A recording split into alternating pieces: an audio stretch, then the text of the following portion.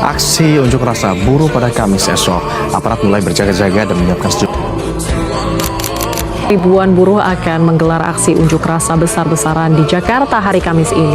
Masa buruh akan berkumpul di Jakarta Convention Center atau JCC Senayan pada Komarudin pun berharap masa demonstrasi tidak memasuki jalur tol dan mengganggu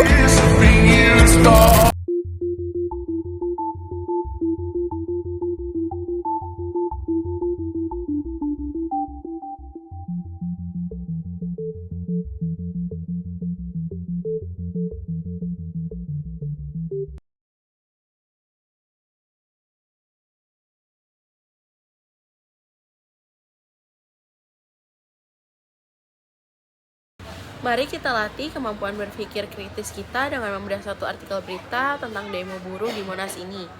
Langkah pertama berpikir kritis adalah mengidentifikasi perspektif. Di sini ada 3 aktor, buruh yang butuh panggung aspirasi, polisi yang menjaga ketertiban, dan warga yang ingin jalan lancar. Poin analisis yang paling menarik ada pada pernyataan Kapolres tentang 1963 personel yang tidak membawa senjata api. Secara kritis, kita bisa membaca ini sebagai perubahan pendekatan penanganan aksi massa dari represif menjadi humanis dan preventif. Polisi sadar bahwa visual senjata justru bisa memprovokasi massa. Selain itu, himbauan agar orator tidak memprovokasi menunjukkan bahwa polisi sedang membagi beban tanggung jawab keamanan bukan cuma di tangan petugas, tapi juga di tangan pemimpin. Jadi kesimpulannya, berita ini mengajarkan kita bahwa menjaga demokrasi itu adalah kerjasama 2 arah, bukan cuma tugas satu pihak saja.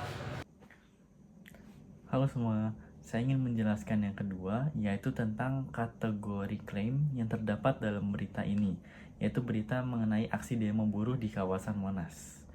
Apa aja sih kategori-kategori klaim yang muncul di berita ini? Yang pertama itu ada klaim faktual, yaitu muncul dari laporan kepolisian. Contohnya seperti pihak kepolisian ini menerjunkan hampir 2.000 personil untuk mengamankan aksi demo di Monas ini. Selain itu, polisi menegaskan bahwa para petugas itu tidak dibekali senjata api sama sekali, dan warga memang diimbau untuk menghindari area Monas demi mengurangi resiko kemacetan atau gangguan pada mobilitas hari-harinya. Ini semua termasuk klaim yang dapat diverifikasi. Untuk yang kedua, ini terdapat klaim nilai, yaitu pernyataan yang memuat tentang pertimbangan etis. Contohnya seperti imbauan agar penyampaian aspirasi itu dilakukan secara aman dan damai, serta anjuran agar demonstrasi berjalan tertib dan tidak adanya provokatif. Yang ketiga ini ada klaim implikatif, yaitu klaim yang menyiratkan konsekuensi. Contohnya jika massa berkumpul di Monas, maka akan terjadi potensi kemacetan yang beruntun dan terdapat rekayasa pada lalu lintas di area sekitar Monas. Nah, untuk klaim ini tidak dinyatakan secara langsung, tetapi tersirat dalam imbauan polisi agar masyarakat mencari jalur alternatif. Yang terakhir ini terdapat klaim narasi institusional, yaitu klaim yang berasal dari lembaga resmi seperti kepolisian. Misalnya, polisi menyatakan akan mengamankan aksi dengan cara humanis dan profesional. Klaim ini membentuk citra tentang bagaimana institusi tersebut menjalankan tugasnya sesuai yang semestinya. Dengan mengidentifikasi kategori-kategori klaim ini, kita bisa melihat bahwa sebuah berita itu tidak hanya memuat tentang fakta, tetapi juga penilaian, implikasi, serta narasi dari pihak yang terkait. Baik, itu saja yang ingin saya jelaskan tentang klaim ini. Terima kasih. Yang ketiga ada argumen dan kontrargumen. Argumen yang pertama ialah imbauan menghindari Monas adalah langkah preventif untuk mencegah kemacetan dan menjaga kelancaran aktivitas masyarakat itu sendiri. Yang kedua, rekayasa lalu lintas situasional membantu polisi menyesuaikan pengaturan sesuai kondisi masa aksi. Kemudian yang kontrargumen. Kontrargumen yang pertama, himbauan untuk menghindari Monas dapat membatasi kenyamanan mobilitas publik terutama warga di sekitar Monas. Yang kedua, rekayasa lalu lintas mendadak bisa membingungkan pengguna jalan tanpa informasi real time dan secara langsung. Kemudian yang ketiga, banyaknya aparat dapat menciptakan kesan intimidatif walaupun bertujuan menjaga keamanan di sekitar. Masyarakat jadi merasa takut dan was-was ketika melihat aparat di sekitar Monas yang jumlahnya terlalu banyak. Berikut dua contoh argumen induktif khusus. 1. Banyak unjuk rasa dan demo buruh yang dilaksanakan di kawasan Monas.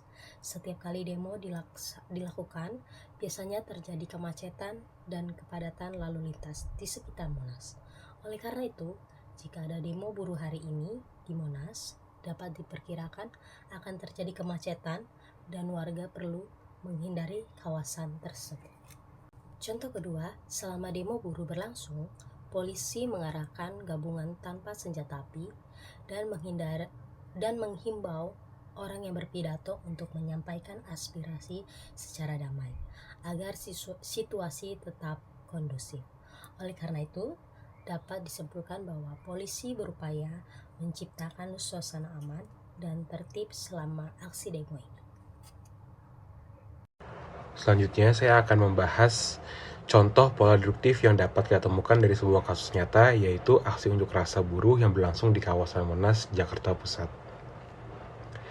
Yang pertama adalah modus ponses. Jika ada aksi unjuk rasa di kawasan Monas, maka polisi mengimbau masyarakat untuk memilih jalur alternatif. Hari ini ada aksi unjuk rasa di kawasan Monas, maka polisi mengimbau masyarakat untuk menggunakan jalur alternatif. Selanjutnya yang kedua ada modus tollens. Jika personal kepolisian dibekali senjata api, maka situasi aksi berpotensi tidak kondusif. Namun personal kepolisian tidak dibekali senjata api, maka situasi aksi tidak diarahkan ke arah yang tidak kondusif. Selanjutnya yang ketiga ada silogisme hipotesis. Jika masa aksi menjaga ketertiban, maka aksi akan berjalan kondusif. Jika aksi berjalan kondusif, maka aspirasi dapat disampaikan dengan kuat. Jadi, jika masa aksi penjaga ketertiban, aspirasi mereka dapat disampaikan dengan kuat. Selanjutnya yang keempat ada silogisme disjungtif. Polisi akan menerapkan rekayasa lalu lintas atau jalur di sekitar Monas akan tetap normal.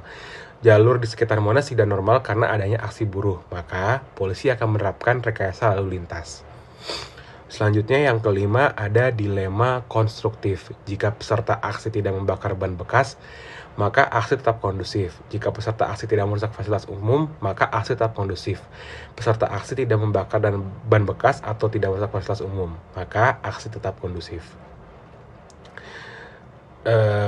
Dari kelima contoh tersebut, kita dapat melihat bagaimana pola deduktif membantu kita menarik kesimpulan secara logis berdasarkan fakta-fakta yang ada.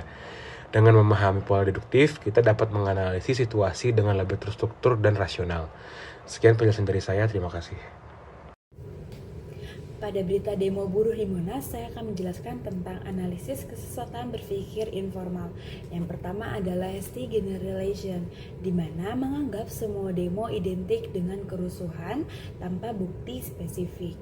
Lalu yang kedua adalah slippery slope, di mana asumsi bahwa demo yaitu pasti rusuh, juga pasti rusak fasilitas. Yang ketiga adalah appeal to fear, di mana imbauan hindari Monas dapat menimbulkan kekhawatiran bahwa demo pasti membahayakan. Media framing juga dapat mempengaruhi opini pembaca, karena narasi lebih fokus pada risiko demo daripada substansi aspirasi buruh. Terima kasih. Baik, kesimpulannya adalah aksi demo di kawasan Monas dilakukan untuk menyuarakan tuntutan pekerja dan berpotensi menimbulkan gangguan lalu lintas serta kerumunan, sehingga warga diminta untuk menghindari area tersebut. Secara berpikir kritis, informasi tersedia menekankan aspek keamanan tetapi tidak banyak menjelaskan detail tuntutan buruh. Karena itu, penilaian harus mempertimbangkan dua hal, yakni 1. Fakta yang jelas, ada aksi besar dan pengamanan ketat, serta yang kedua, keterbatasan informasi. Media lebih fokus pada imbauan polisi daripada substansi tuntutan. Untuk memahami kasus secara utuh, perlu melihat dari sumber pihak buruh, bukan hanya pemberitaan keamanan saja. Sekian kesimpulan dari saya, mewakili kelompok